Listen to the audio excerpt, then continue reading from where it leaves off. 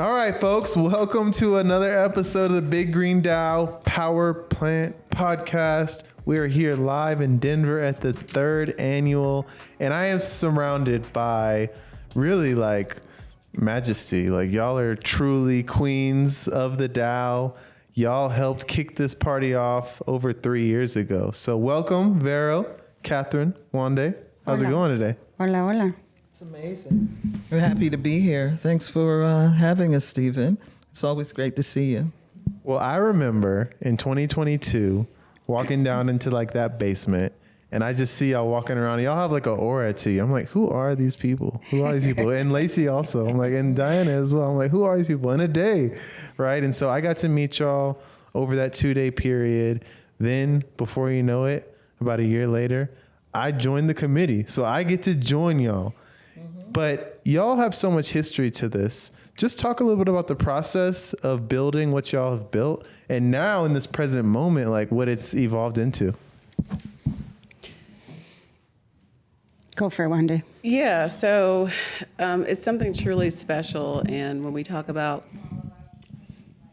grassroots leaders or grassroots organizations, at first I thought it was a joke. This Kimball, do they know that we're Black people doing this work? So it was really experiential and experimental.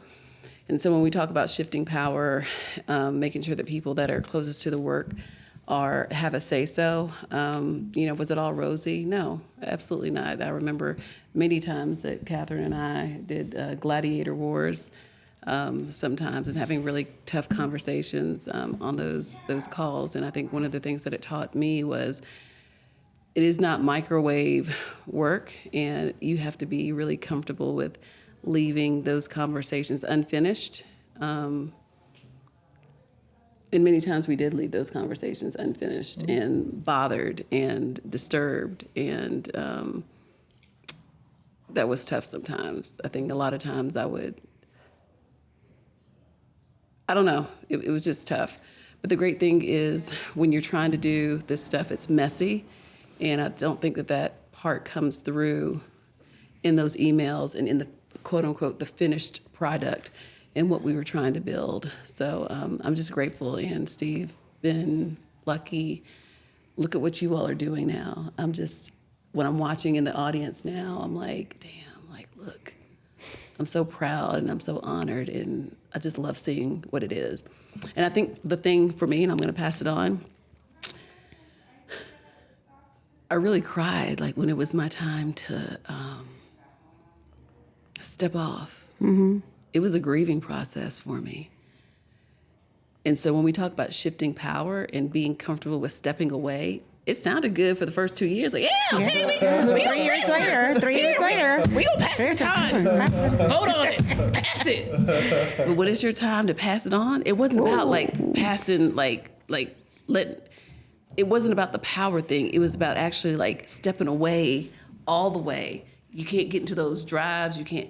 That part was hard. Mm-hmm. Leaving it. Yeah. Mm-hmm. I grieved and cried. But when I see you all, y'all doing some dope shit, y'all. Yeah. Thank you for keeping it. We couldn't do it without y'all. Y'all really laid the foundation. Right, we shed blood, sweat, and tears to do that.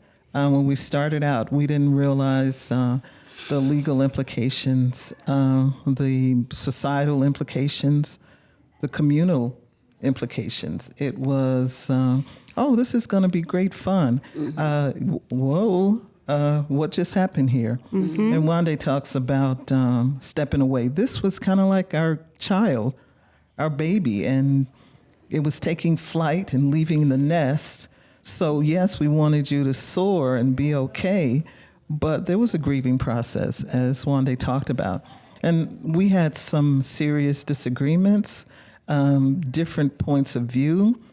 But it was always a safe space. Mm-hmm. And that was something that we cherished. We could be whatever we needed to be in order to get the work done.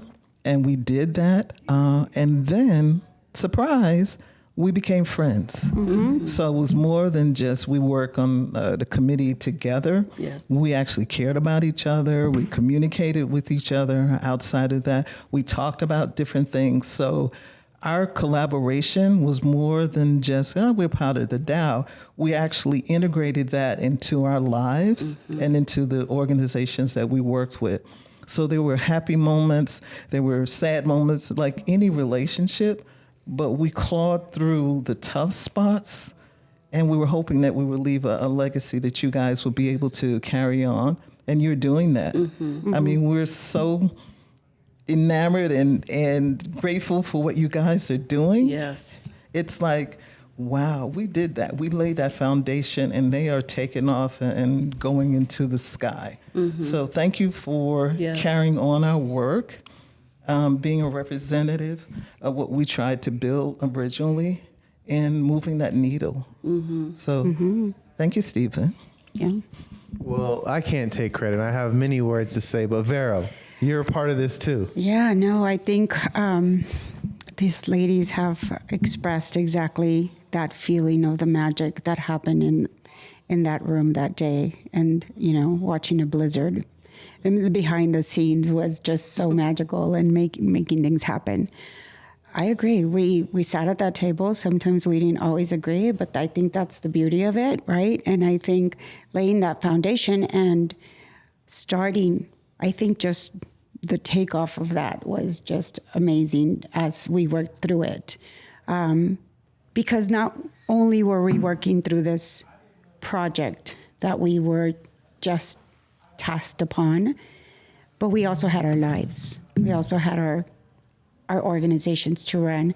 We had community. We have everything around us. So I think identifying the importance of us coming together and having empathy towards the work that we were doing was important for us to be able to take off in this project. And in the beginning, maybe we could have thought there could have been a lot of things that gone wrong, and some did, right? And we have successes and some challenges there. But I think it's important to identify that if you dedicate passion and love and dedication to the work that you are doing, eventually it'll happen. And it's all, again, you go through the concept of growing, right? Once you plant that seed, and we knew that we planted that seed, and we were like, by all means, Lacey, you're taking off that way, like, get back over here, when the tree is growing crooked, well, let's help it. I'm not saying that Lacey was doing that, but we love to pick on Lacey, by the way. We did that well. But it was the passion. It was definitely the passion. And I'm just also I ditto everything, very proud of the work that is happening. The representation of being at the table is important to all of us, right? This BIPOC group and sitting at the table and having that representation. I feel that was the connection from all of us coming together. And I think I want to reiterate one point. I'm sure folks thought that all we had were some kumbaya moments with Kimball. That would be a no. No. So not only did we challenge each other, but we challenged him as well. Absolutely. We brought a lot of things to the forefront. You did well, Catherine. Exactly. Yeah. Very well. Yes. So we wanted to make sure, was this another white guy trying to put some black faces to an organization that was not going to do anything? And shout out to Ade, too. Right. I in was the just about day. to say Ade. Shout out to Ade. I mean, We have to known lift as- Ade up. We Yes. do, because she was is there. the bomb. Golly. Ade. She was amazing. So we vetted Kimball on site to make sure that he was doing what we believe was the right thing, and he rose to the occasion. He took our suggestions. He made changes. He stepped away. Ade accused him of having too much influence over the DAO, and he stepped back, and we made our own decisions. The committee made the decisions. So kudos to him for doing that. Kudos to him for having a safe space for us to be able to confront him, not necessarily in a bad way, although there might be some disagreement about how I approached him. But in any event, Yeah, you're a bit aggressive at times. You were I'm a bit aggressive. little bit. So but he handled it like the pro that he is, and he took those recommendations under consideration, and he proved it. It wasn't just some lip service or whatever. He did it. And did not exert his power or perceived power in a over us, right? Like we truly did what we felt was necessary, at least in our way. Right. Exactly, and we made those choices among ourselves and those decisions. So, No pressure, Stephen. right? No. No Well, pressure. I got a question or two. Sorry, Yeah. now we're trading mics. Well, I have a few things because normally in philanthropy, it is white driven, right? And you have these big foundations who have lots of money and they have a board with their family members and they make the decision on how to distribute the funds. They give you a $10,000, $100,000, $1 million check, whatever you get. And that's sort of the end of it, right? But you cultivate relationships with them over time, right? But it's a very similar like circuit of like going to the galas and having them do site visits, right? Like all that type of stuff, right? And so this is different, right? And so going out on a limb to give your money out differently. But if you're going to be different, go all in, right? Don't like sort of tiptoe. And I feel like Big Green is doing their best to be transparent in that.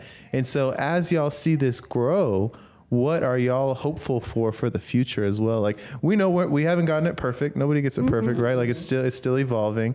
What do y'all see and like what is y'all's hope for the future? Yeah, I would love to see, honestly, I'm not a fan of one-time gifting. I do not like one-time gifting. I would love to see continuous... multi-year.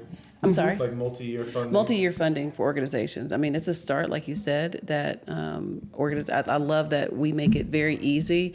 I think one of the things that I'm proud of our organization that we did, and we did really well, is we made the grant application super simple, 3 sentences, less than a paragraph. Tell us what you need, that's it. I think that's going to be one of the legacies that we have. One of the things that I would like to see is if you're funded, you are guaranteed 2, 3, whatever, just make it even easy, quote unquote, easier to obtain it because, I'm not Because also that could also be grieving, right? You just get this gift one time, and then you step away from this organization that you're working with, and then you never see, you don't hear from them, or you don't, and that happens. And that's traditional philanthropy also. Traditional philanthropy, is and that I you think get that's one where- gift and then it's over, and you cannot do. That is, I do not like that question on fundraising things. How will you sustain this gift? Well, hell, it ain't gonna sustain if we don't get any money. Right. It's Right. not. It's That's done. right. It's I actually over. put down it stops. Yeah, Right. it's It's done. It's over. Exactly what you What did say. you do? What did you do in a year? We did nothing because we just got started. We just figured out how to use the money. yeah, and you don't need 250 characters to explain that.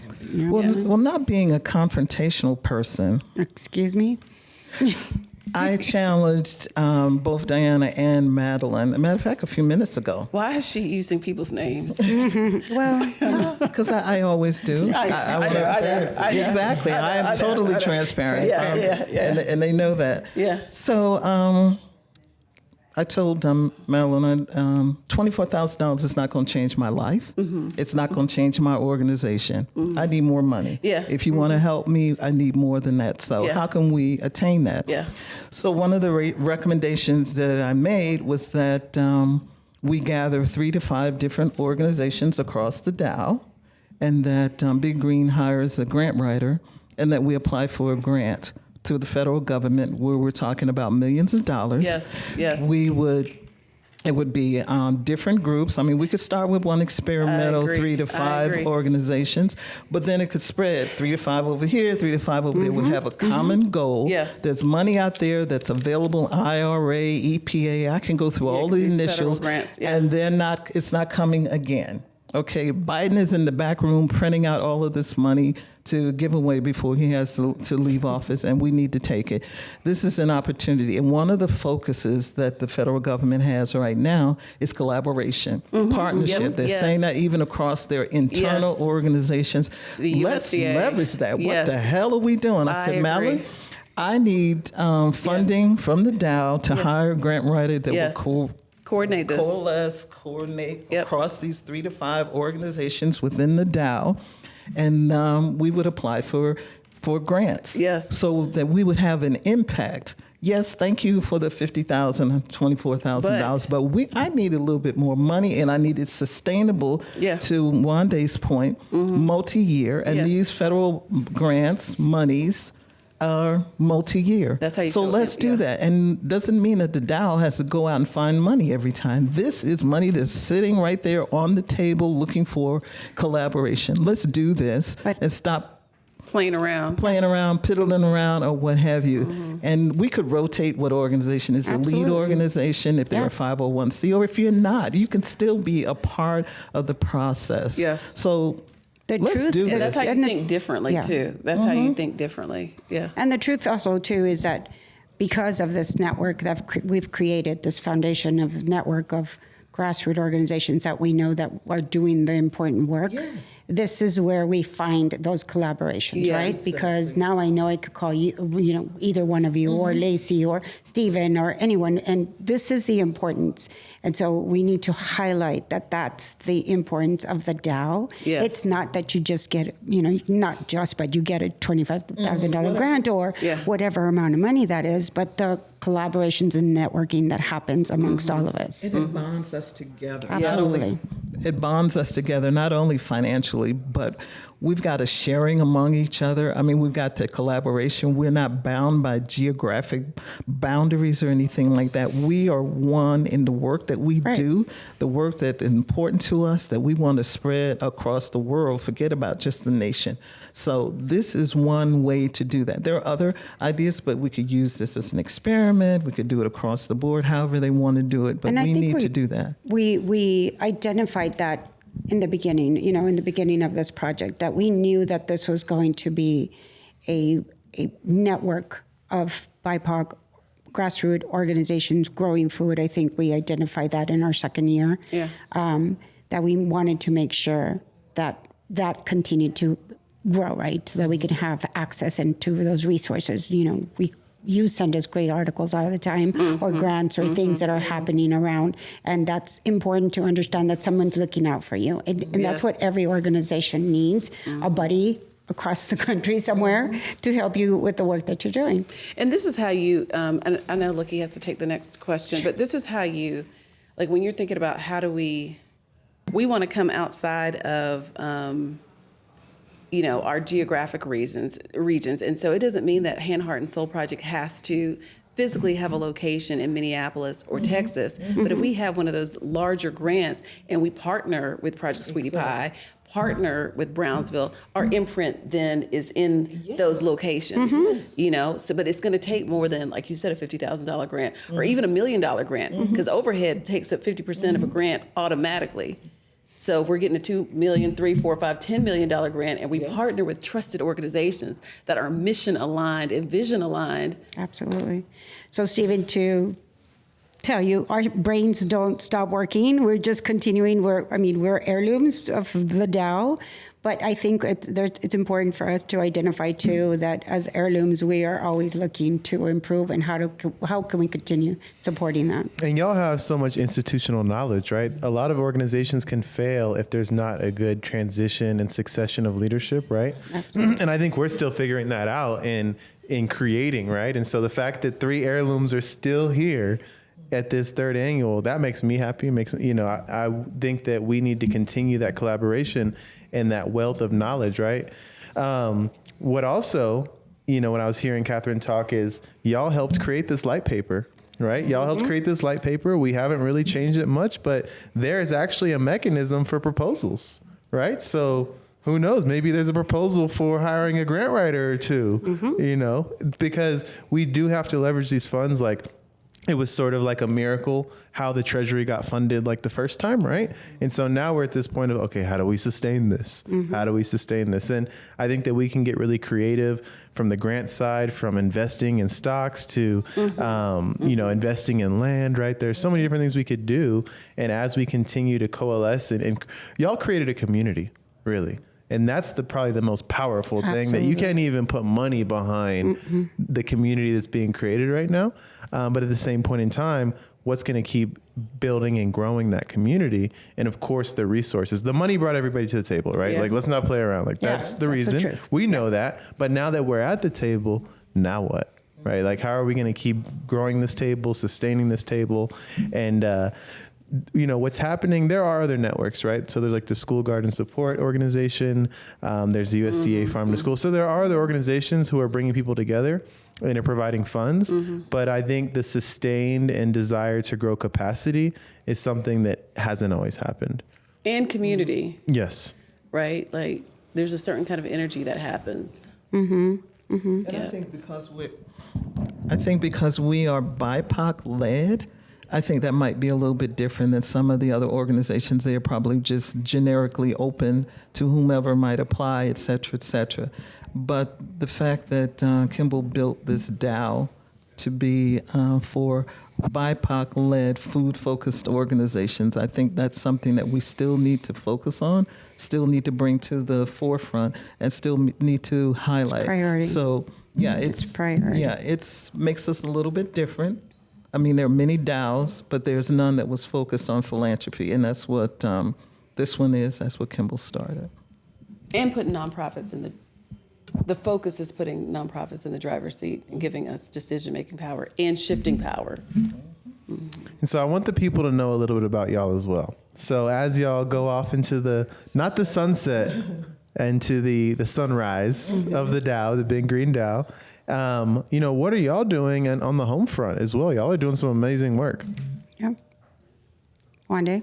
I'm just trying to keep I just don't want to, I don't want my children to put me in an early grave. So my focus right now. Okay. So raising some amazing folks. You're talking about your son a little earlier. Yeah, I keep trying to lose my teenagers, but they keep finding me every night. They come home every night. I'll tell you a secret. They will always find you. They always find me. Yeah, they will always find And they're you. such charmers. My son told me, he said, "Mom, you're just so beautiful.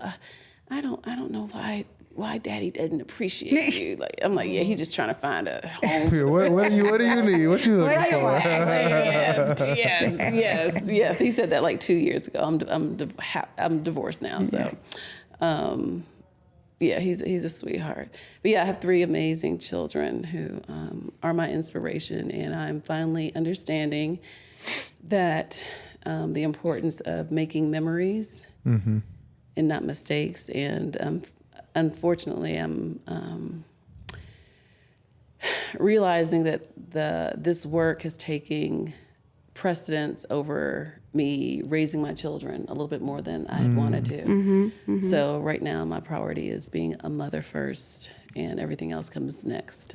I'm But sure your it's- children are appreciative of that. They will be They will be. when they're older. Yeah. right now, They've been they're very like- understanding. They've been very understanding. But yeah, I don't normally have regrets in life, and I don't, except for I put a lot of my life into work. It's tough as a ED or CEO, right? And trying to make ends meet, and all the deadlines and all the Yeah. different events that are happening and all the staff issues. I mean, it's just, it's never ending. And so I know when we were in November in Minneapolis, like we're like, all right, let's take some time to try to recenter and start these meetings off with intention, because it's always like rushing to business, right? Let's Yeah. business versus like, all right, how are we doing individually? So the fact that you're able to consciously make those changes now, is I think what humanity is all about. What about you, Catherine? What are you doing?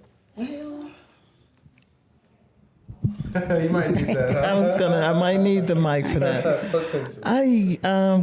Recently I had a health challenge, and it kind of highlighted some of the things that I've been working on and decided that I wanted to work on. So it was a little bit of a wake-up call for me. Additionally, when I first started working with the DAO, these 2 ladies pulled me aside and gave me a tongue lashing for working so many your years. own medicine. Exactly. For so many years without getting paid. So they were like, "Are you kidding me? You're doing this laundry list of work." So unfortunately or fortunately, they created a monster, because now on my consulting jobs, I'm getting paid. Yeah. Yeah. As they say in the hood, pied. Yes. Okay, so thank you, ladies, for bringing that to the forefront. And they hardly knew me at the time, but I But we totally still appreciate. gave you a- Yeah, That's the power. That's That what we is the do. power. Like having those honest conversations. Like we got to support each other in this work. right. So they increased my bank account substantially. I mean, I made some investments I and think things you owe like us a that. drink. Yeah, that's probably right. To at least a drink after all of that. So I was fortunate that they did that. But right now we have a number of projects. You spoke to our executive director, Michael. There's always an initiative. And working primarily on the Foster Green project. So there was a hiatus with the illness and health issues. But Foster Green is adopt a lot, adopt a plot, adopt a garden box. And the garden boxes come from Kimball Musk.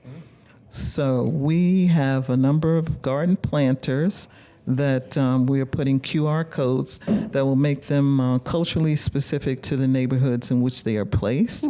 They will have artist renditions, which will also show the culture of the neighborhoods. And they're a physical boundary or a physical representation of the things that connect us as a community as opposed to what separates us. So we are selling Love that. those. And we've got a couple of organizations that are interested. One from St. Paul that wants to circle their entire neighborhood to show that this is our folks, this is who we are, and this is how we move forward. So leading that Foster Green effort to sell those garden planters that Kimball and his team manufacture somewhere out west, don't care where.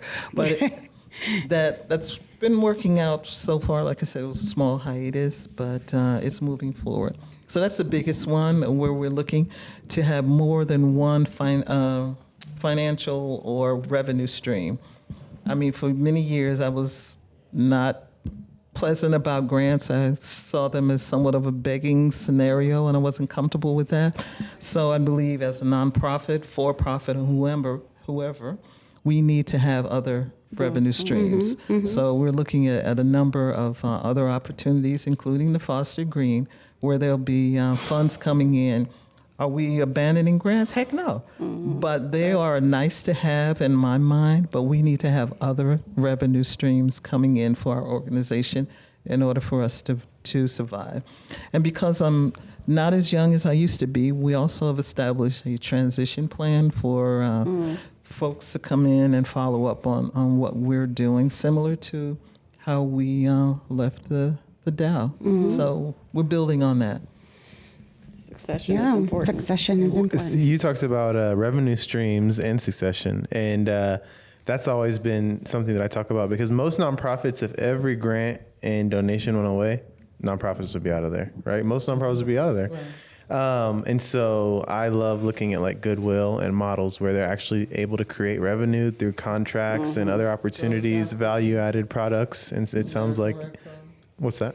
I said Girl Scout cookies, American Red Cross. I mean, those are some huge organizations that have other revenue streams coming in. So what's the problem? I hear a lot of people say, oh, nonprofits don't need money. Yes, we do, to carry on our mission. Where do you think the money comes from? So, but anyway. No, we're filling gaps that, the private or the governmental Government sector sector aren't can't do. filling. So it's needed for our communities and creates stability and so much more.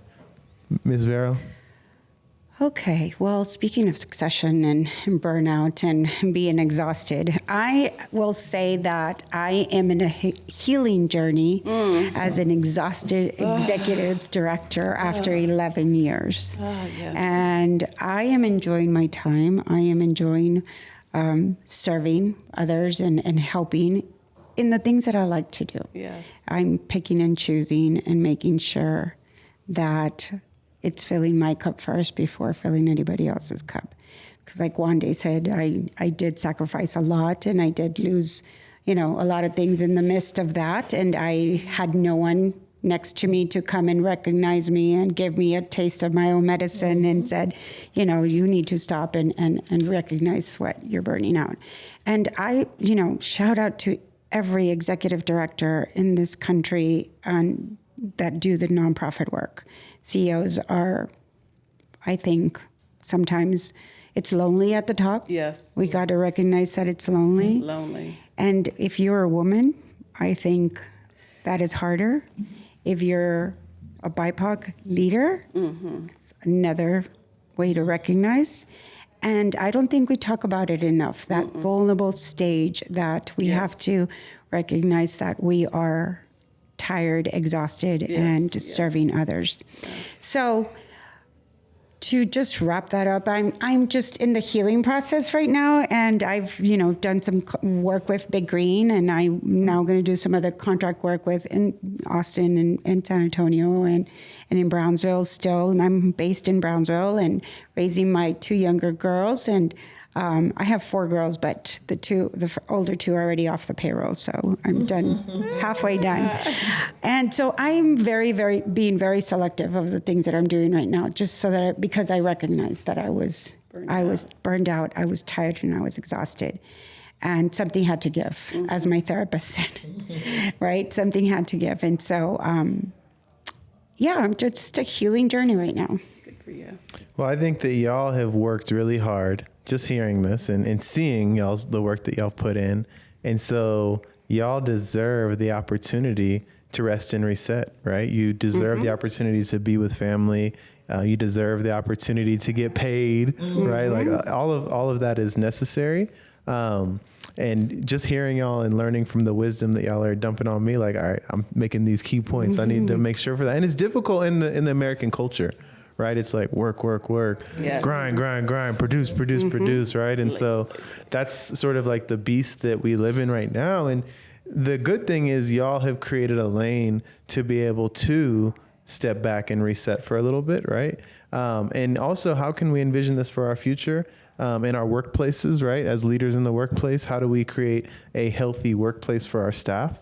Right, and create that culture of wellness, of taking care of your family, of being able to not survive but thrive. Yeah. Well, I think it has to do with a lot of. I recognize that it was practice. What I preached. Yeah. If I was out there talking about health and wellness, and I was the first one that was, arriving and the last one to leave, I was not doing a very good job. So I thought, recognizing that was my fault, but also too that I recognized that something needed to change.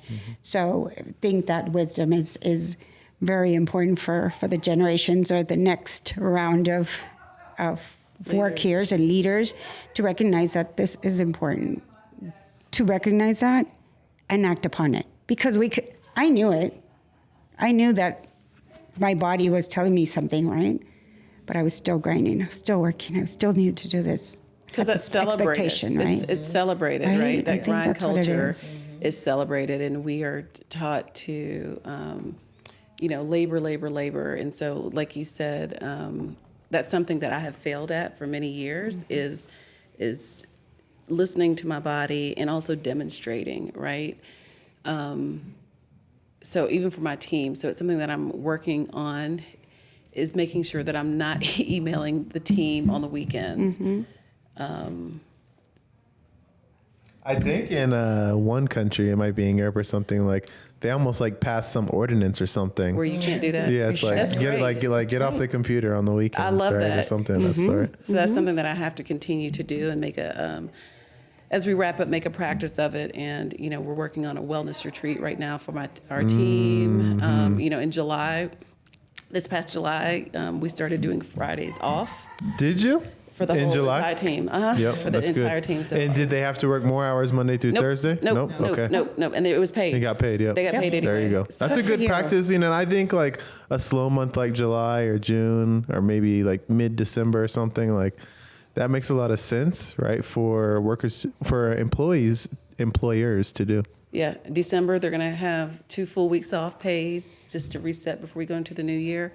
So just having more intentional. I got an email back from you saying that you were on sabbatical, so I was very glad to see that. Oh, that's Yes, awesome. Yeah. Yeah, yes. so congrats. So, my thing was That's great. when I hit around 10 years for Guardopia, well, actually it was a couple of things. One, when my father passed, I was like, I want to travel the world for a year, right? I just want to unplug.